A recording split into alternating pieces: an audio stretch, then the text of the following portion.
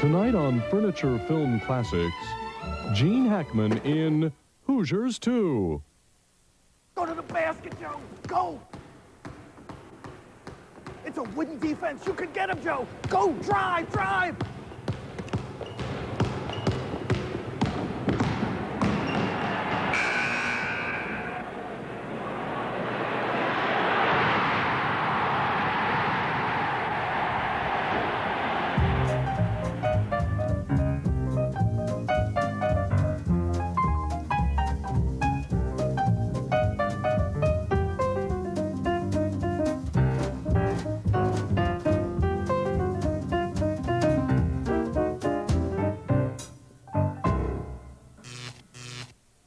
Hi, I'm Joe Lavario. And I'm Ed Feldman. Welcome to Furniture to Go. And today, we're on location at the fabulous S&S auction in Ralph-Peau, New Jersey. Now, you may find an auction like this in your hometown, where lots of furniture is lined up in rows, and they go around and around and around till everything is gone. And a lot of this stuff needs restoration and refinishing, and that's what we're here to find. We're going to try and find a project that we can work on in a couple shows. Well, maybe 6 projects or 8 projects. Do you have the money for that? We're going to be finding one project that we can work on. One project. And we'll be finding it now. We're going to bid against people. So, as on our title, Furniture to Go, we will go. 15, 20, 25, 30, 40, 50, 60, 70. Yeah. $70 now, 80. We give 80, we give 80, I have 70 back Hey, here. you wanted one of these. I've been looking for one of these for a long time. Now, at some antique stores or furniture stores, they just deal with one era. But at a place like this, you'll find everything from the 1800s through the year 1950s. And this is the 50s. It's a pull-out, double-leaf porcelain table, kitchen table. Now, this would be a good one to buy if you were into this. Because it's in perfect condition. Yeah, it'd be difficult to repair a porcelain top with big digs or dents, but this one's in good shape. Especially if the dent was in a pattern, a section of the pattern. But this one's real nice. This Yeah. one's real nice. And look at the chairs. And they'll be sold together with the table, maybe for less than $100. 60 to 100 bucks, I'll bet. But look at this new form of joinery, masking tape. It adds to the charm of the I piece, think as so. we always say. Look at this, 50s maple. It is maple, and it's got the original finish. And it comes with chairs. 4 chairs. Ladies and gentlemen, he'd like to thank the Academy. This is the style of Duncan Fife. Or Barney. Barney Fife.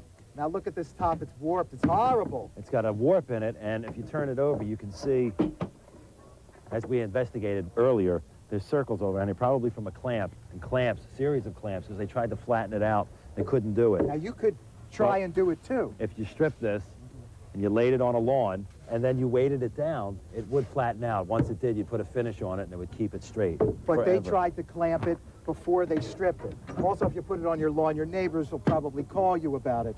But look, if this set with the 4 chairs goes for less than $100, buy it, toss the table, the chairs are in good shape. Yeah, or if you know a cabinet maker, he can make you a new top. We don't know anybody like that. We're not going to even buy this. Forget about it. But you know what we're looking for? We're looking for a Hoosier, because a lot of people have been asking us about Hoosiers. They're very popular. And you it know. has a funny name. It does, and Gene Hackman was in the movie that I never saw, He's a good actor. because it's about basketball. He's going to be on with us later.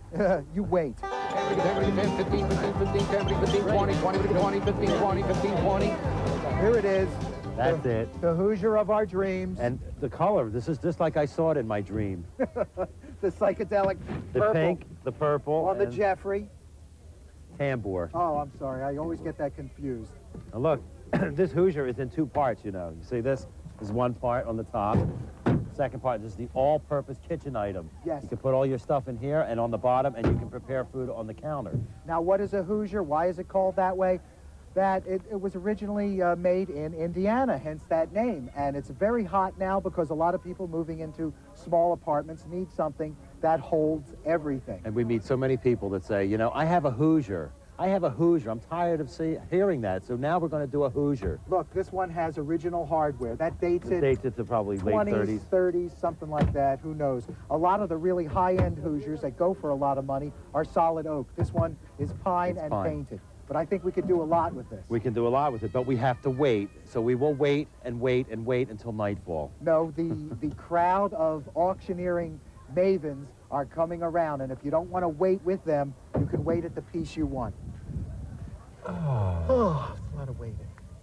What do you got? You know, there's not one lady in this book. Yeah, but look, Vera Ruba Ralston. Oh, we My got the better favorite. book. That's the movie book. Oh, here they come. Whoa. Here they come. Here they come. All right, on the Hoosier. What are you thinking? How much? And these furniture guys, they must know something, you think? Yeah. Yeah, you want to get that piece? I think so. Okay. 40 and 50 and 60 and 70 and 80 now, 90, 90, 90, 90, 90, 90, 100. $100 now. Why does this always happen to us? This looks like a Jasper Johns painting, I think. eh? Step one, Bloom. The piece is ours. Piece is ours. And yet another staged vignette of furniture to go. You know, we get a lot of questions about this kind of furniture. Like this letter here from a lady who drew us a picture, and she Lady. wants us to identify it. Well, here it is. And it's similar to the one we got at the auction. It looks very similar, and it's called, as we said, a Hoosier. The Hoosier. And we paid $100 for it, which we really got taken. Well, But one of the reasons it's so cheap, is it's painted and it's pine. it's made of pine. Now, if it was Pine. already finished in oak, like the one you see here in this picture, it could go for many hundreds or Or up to a grand. up to 1,000 at I least. think so. So what are we going to do with it? Well, Burn? it doesn't need any major repair, and all the hardware is intact. So we can clean that hardware easily, and we can prepare all the wood for a new, painted job. And we don't want to strip and refinish this using a stain because it's only pine. So Let's move it. let's Come on, move it. come on. Push up the timbre.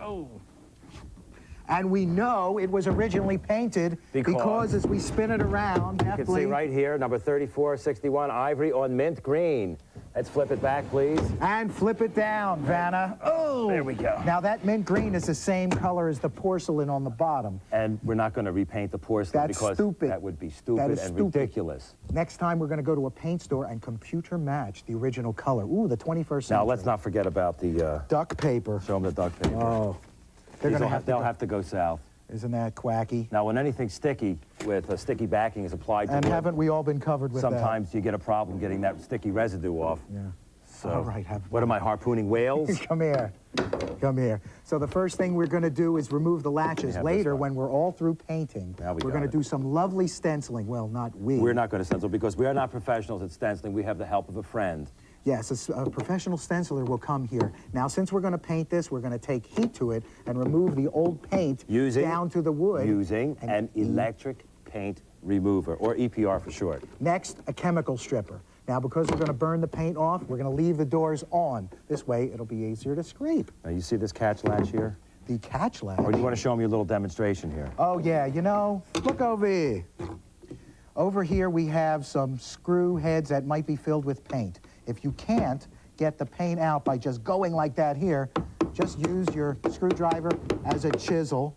Norm's going to be so mad. And then the screw head will go in lovely. But don't forget, we're not taking that We're off. not taking that up. Now, if you look under this latch up here, and we uncover it, ta-da! That's the original color. That's the mint green, and that's the color we're going to duplicate. Yeah. Take these latches. Take the latches. Put it in a bucket. Because all this or is can. white metal, okay? This is lacquer thinner. It's going to eat that paint right off, friend. Take- Leave them in there overnight. Take the catches, the latches, throw them in there, and we'll take the rest of them off. It'll eat the paint right off. Next, we're going to get ready to prime and repaint, and we'll remove the old paint first. We're going to prime. Yeah, Going to Jack. prime Jack Nicholson, painter. Next you want time- two coats? You need a primer. Don't talk. We're going to remove the old paint with the EPR, so don't go away.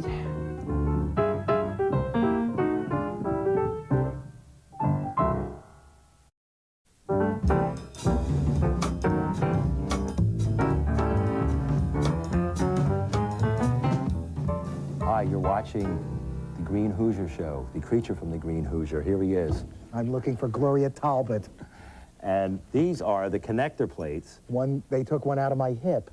Did you notice I'm taller in this shot? Well, I haven't gotten any pants on. I get very short without pants. These are what connects the top to the bottom to the Hoosier. That's why it was And in my hip. Just like the hinges, we're going to Yes. put those in the lacquer thinner, if you Okay. will. I shall drop them in. Along with said knobs. These knobs are also a white metal, and there was just a screw in the center attaching it to the front of the drawer. They also have teeth in the back so Yeah. that they bite.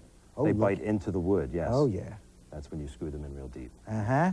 Okay, so let's put those in the bucket. And now we will get to the EPR, which is this wonderful little element or device here. It's called an EPR, or electric paint remover. And this coil heats up to very hot. You can cook toast on this. Good for camping trips. And it's very hot. I'm going to use a mask, too. You should always use masks. I don't want the smell of the paint. And goggles. You should use goggles. And a couple of scrapers, whichever. The tag's still on there. Okay. Oh, gosh. And, okay, let me put this mask on. Good. You look better with that. Is it going to get over to And you pirate know hat? how, you know when you look better? Down Yeah, there. all the way down there. All the way there. Is it going to get over to pirate hat? Oh, yeah. I still say you need a parrot. Oh, there we go. Okay? And now this gets very hot. Now the trick is to lay this on. And let it cook. And let's go. Don't lay it on a job and leave and go try and read a book or something because it'll start flaming. However, while you do this, See that? whoa, it's heating up. A little flame, that's okay. While you do this, doll, I'm going to go over because my top has already been EPR'd, and I'm going to strip with the chemical stripper. Okay. Oh, you got a little bit of flame. That's all right. Now, looky here. I've got my red apron, I've got my orange gloves, and I'm ready to bake cookies for everybody except Eddie Haskell, because he's got an attitude. Forget it. I've used some lovely orange stripper, which looks nice. And it smells like oranges, too. So I'm going to pat this on. It's all done to everything else. I'm just going to whap that down there. You're not painting a masterpiece now. Hey, you're patting that remover on nicely there. Hey, Joe, what are you doing I'm here? going to get my apron over here because this is the messy part. Now we've removed the doors. You know what the EPR? Yes. It's all done. It's all done? Wow, it's like television almost. We pat this on and we let it work. Now it's been working on the rest of the piece. It looks good. And I'm going to test this now with my little, we call this a 5-in-1. This is what you just applied? Yes, Okay. yes. And this is called a 5-in-1. It can do 5 different jobs. We'll go into that We later. won't go into that. Just and try we it. just, hey, look at that. Oh, look at that there. Looks like spinach on the pizza I had last night. Serious? Uh-huh. No Might I tell anchovies, you that hope. red is a very nice color for you. What's the orange and the red? Uh-huh. You don't get any cookies, babe. Okay. All right, now we're going to use the chips, the planar chips. The planar The chips. planar chips. Let's go get them, and we'll come back and we'll rub them all Afterwards, over. yeah. We'll look It's- like big cutlets. You'll look like a big ham. Uh-huh.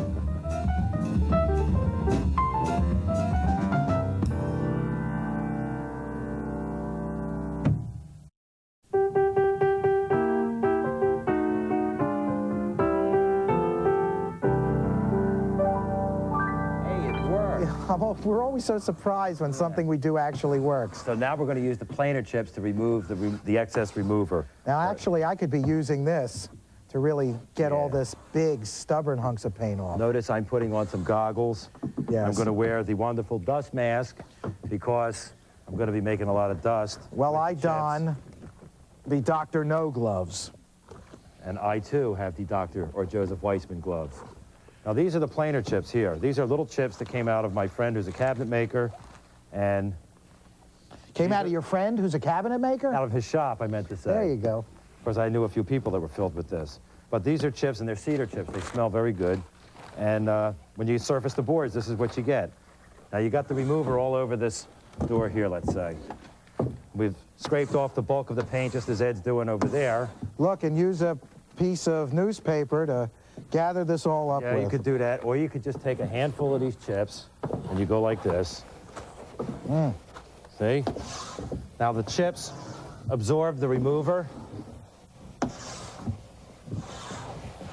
and it falls to your floor, and all you got to do is sweep it up.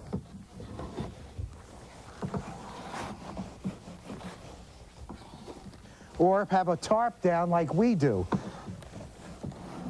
Then you can gather it up later and throw the whole tarp away. Now, you have a few little patches remaining on here. But that'll come out. It all comes out in the wash, as they say. Oh, I love that saying. Yeah, you like that? That and close enough for government work. I don't understand that at all. But It's you guys okay. out No one there- can understand us. We're wearing masks. You guys out there on the construction crews, I love you. So here's what you got. Give me some chips, Pop. Here. Now you take this. This is called a gong brush. We got it from Barris Enterprises, I Stiff. believe. It's got the bristles are like a street sweeper's broom. And all you do, you brush. Get all the excess off.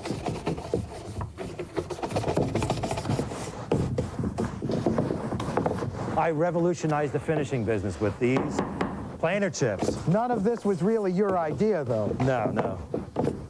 Okay? Now we sweep off some of these chips here. Look at that there. That's beautiful. Now I'm going to wash, and I'm going to wash using a little bit of steel wool, or you can use an abrasive pad like this, or some steel wool. Medium grade steel wool. We ran out of it, but so. And you rub. Don't you do it. Here, too, you're going to remove the excess paint. You want to get it all over the surface. And scrub brushes are good, and then you want to towel off with paper towels when you're all done. That's the lacquer thinner, right? This is lacquer thinner. This takes off everything. We got the knobs soaking in this, remember, and the hinges. Now, I got the lacquer thinner on here. Ed? Yes? Add some chips, please. Chips? Certainly. Ahoy, ahoy. Get the Look. veal. Look, I'm making a cutlet. Here we go. So easy. Now I'll start on the carcass with the chips. Hand me the chips. Door. Oh, look at that. Isn't that impressive? You can actually see that it is junky pine, and we do want to paint it again. Anti-lawsuit announcement. When you use chemical strippers or solvents, this will not help you. It's only good for the chippers. Wear a respirator, okay? Now we're going to do a final wash with paint thinner, and then we're going to towel off for the last time. In one moment, we'll continue with the Hoosier. But first, we have some viewer mail we have to read. We've got the best viewers in the whole wide world. Here's the first one from Leroy E. DeSoto. My dad had one of your cars, pink and white, a 55. Oh, watching your furniture show is the high point of the week for me. That's such a good opening sentence, Leroy. I bought a few outdoor chairs, redwood, for the patio from a company that I won't name because they don't pay me. The accompanying instructions recommend periodic refinishing with the weathered oak stain. You know, we did our own recipe for weathered oak. You mixed water and, what was it, vinegar and rusty iron in a crock, and you let it steep, and you paint it on oak. Just like your mom's soup. Oak, like a Dem's perhaps. And you paint it on oak or spruce, it won't work on redwood. What he wants is a deck stain. Yes. And there are a lot of companies out there that make weathered oak finished deck stains. And if you're going to put that stuff outside, don't forget, put on a water treatment so it'll seal it after the stain. Exactly. Now, I have a letter here Who's it from? Highland Park Ill, Gonzalo Stechkovich. I am not making that up. Serious? Stechkovich. That's a mixed marriage. Dear sirs, could you help me? I have a desk that's 400 or so years old, and I'm not sure how to take care of it. Send it to us. We'll ruin it. The top has a sort of ashen look, like Ed, and lacks any depth to the finish, also like Ed. The whole piece has never been varnished. I've got a hammer at my right hand. I've tried lemon oil, but that only lasts a few hours. I've also tried paste wax, and that doesn't do anything. I don't think I should use any kind of spray polish because I think they contain silicones. You are right. You are right, sir. You are right, sir. What you have to do is call up a furniture appraiser, somebody who will give you a price on what this piece is worth, because if you say it's 400 years old, it's valuable. And if you put a new finish on it, many times you'll kill that value. Oh, so many times I've seen people, they take an old piece of furniture, they find they don't know what the value is, they strip off the original finish, and of course right there goes the money, because the money is in the original finish. So please call an appraiser and have them check it out. And now, letter of the week. Fawning letter of the week. Oh, bring up the violins. Dear furniture guys, not being one to write fan letters, I must tell you I recently taped your show. I've been trying to find it on the dial again. We'll tell you. In my town, it's 31. Never mind. Why? Because I like furniture repair? Interesting though it is, that's not it. It is you two guys. Sorry, I don't know your names exactly. I bet she does by now. This is Christine. But you are the sexiest guys on TV. So real, so funny, so uncute, so basically masculine. Ooh. To me, you are spectacularly different. Are you ever coming to the West Coast? Do you have any relatives out here who are like you? Ed's relatives are all. Or do you have any suggestions on how I can meet men just like you? Why just like us? We'll be over. I'm coming UPS before 9. He's overnighting himself. I'm Federal Express. I'm keeping this. I'll give you a call, Christine. Not just kidding. Now, we got to get work. Let's get back to the Hoosier. Come on. That was good letters, wasn't it, Joe? It's good apron, too. And you know, I like a lot of movement with my how-to shows. Before we sand and prime our Hoosier, we're going to seal it with these. And what are these? These are pure shellac flakes. Pick them up and drop them down. Look at that. These are real shellac flakes. They come from a bug, no kidding. Now, you can buy these in the store. It usually comes in a 3-pound cut can. But you can make your own if you buy some of these from like a woodworking supply catalog.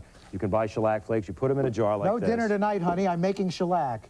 Now I'm just showing a little bit here, but if you wanted to make a 3-pound cut, you'd put 3 pounds of them into a container and then cover with 1 gallon of denatured alcohol. Let's use a funnel. Why not? And you see, you do this. And you just cover it, you let it spritz all over the place. Spritz. And then You would cover seal it this. and let them sit overnight. You would let it sit overnight. Now to make the spit coat, Wait a minute. now overnight this will turn into... This, see, this has been strained through a paint strainer, and now I have 1 part. So what am I going to do now? I'm Take gonna more add, alcohol. I'm going to add 5 parts. And the way you saw me pour before was the wrong time. Now I'm going to pour the wrong way. Now, look. The right way. See this? You put 5 parts of the alcohol into 1 part of the straight shellac, which have theoretically been made last night. And now you've got a spit That's about coat. it. Now there's a spit coat. That you can apply to any wood surface as a sealer, which is what he's going to do now. You know, that That's a spit brush coat if just barely gets in that I've jar. ever seen it. Now, while he do that, I'm going to take off the contact paper and make all the geese go away. How's those ducks doing? They're geese, man. They're geese. Geese, duck. W.C. Fields, thank you very much, ladies and gentlemen. Then I'm going to take some steel wool and some paint thinner. Now, there's going to be some sticky residue on this, and we're just going to clean that out with that. That should dissolve it right away, and it gives you a real nice feeling way down into your synapses. Deep inside. Oh, yeah. Let's lay this out here. Now here, this door that I shellacked earlier is already dry. Now I can sand that, and I'm going to use a 220 finishing paper just to rough it up a little bit, you know what? And roughing it up for the oil-based primer that we're going to put on next. Man of 1,000 faces. After sanding, be sure you dust and attack rag. And next time we'll prime and we'll paint And we'll countrify this here hoosier. with the help of an expert stenciler. You know, I'd like a nice distal thing. Don't talk dirty. Let's Wow!